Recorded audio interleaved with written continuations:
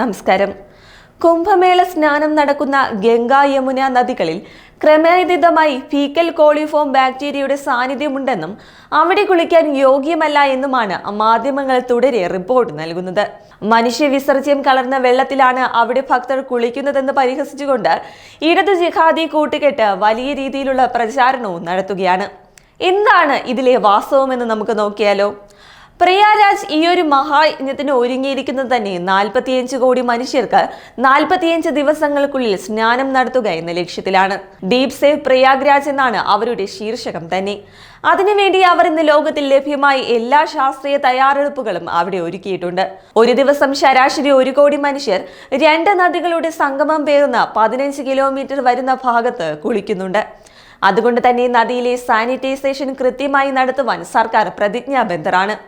ബാബ atomic research centre ISRO എന്നിവരുടെ മേൽനോട്ടത്തിലും അവരുടെ സാങ്കേതിക വിദ്യയിലുമാണ് പ്രയാഗ്രാജിലെ ശുചീകരണ പ്രവർത്തനങ്ങൾ നടക്കുന്നത്.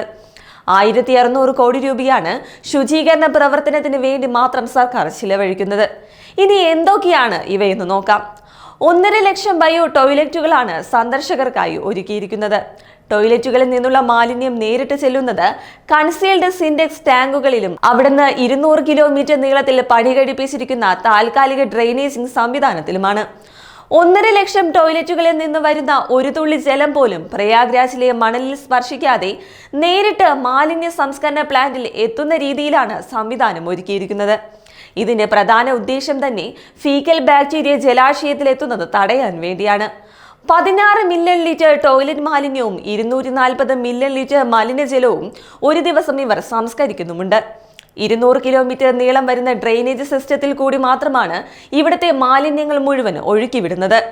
അത് മുഴുവൻ അതാത് ഇടങ്ങളിലെ ഓക്സിഡൈസേഷൻ പോണ്ടുകളിലാണ് ശേഖരിക്കുന്നതും. ഇങ്ങനെ നേരിട്ട് പോയിട്ട് ഗ്രൗണ്ട് വാട്ടർ വഴി പോലും നദിയിലേക്ക് ഒരു തരത്തിലുമുള്ള മലിനജലം എത്താതിരിക്കാനുള്ള സംവിധാനമാണ് ഇവിടെ നിലനിൽക്കുന്നത്.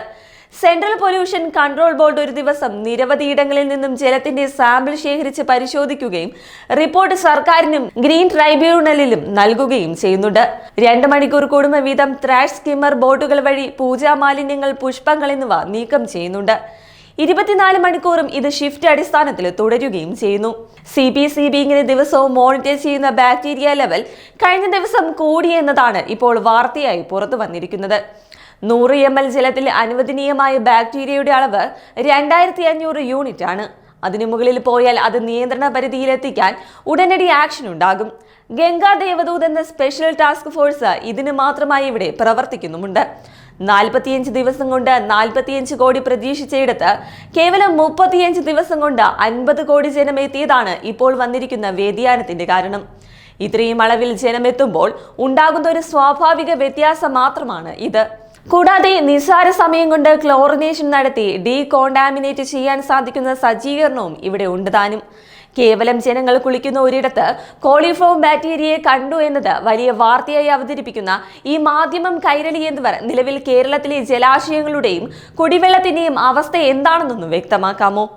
കേരളത്തിലെ 80% ജലാശയങ്ങളും മലിനമാണെന്ന് പറഞ്ഞത് സംസ്ഥാന മലിനീകരണ നിയന്ത്രണ ബോർഡ് തന്നെയാണ്. എറണാകുളം ജില്ലയിലെ വിവിധ ഇടങ്ങളിൽ നിന്നും എടുത്ത സാമ്പിളുകളിലെല്ലാം അതീവ അപകടകരമായ തോതിലുള്ള കോളി സാന്നിധ്യമാണ് കണ്ടെത്തിയിട്ടുള്ളത്.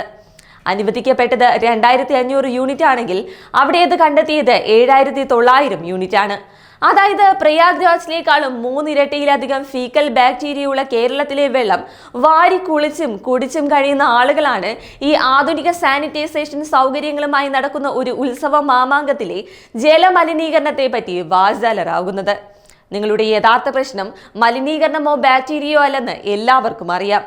ഒരേ ആദർശമുള്ള, ഒരേ വിശ്വാസമുള്ള, ഒരേ ലക്ഷ്യത്തിൽ വിശ്വസിക്കുന്ന 50 കോടി ജനം കേവലം 15 കിലോമീറ്റർ മാത്രം നീളം വരുന്ന ഒരിടത്ത് ഒത്തുചേരുന്നത് നിങ്ങൾക്ക് സഹിക്കാൻ പറ്റുന്നില്ല. 2-3 ലക്ഷം കോടിയുടെ ബിസിനസ് പ്രയാഗ്രാജിൽ നടക്കുന്നത് ഉൾക്കൊള്ളാനും പറ്റുന്നില്ല. ലോകം മുഴുവൻ ഈ പ്രകൃതിയോടിണങ്ങിയ നിഷ്കളങ്ക സംസ്കാരത്തെ നെഞ്ചിലേറ്റുന്നതും നിങ്ങൾക്ക് പിടിക്കുന്നില്ല. അതിൻ്റെയൊക്കെ പ്രതിഫലനം തന്നെയാണ് ഈ ബാക്ടീരിയ കരച്ചിൽ.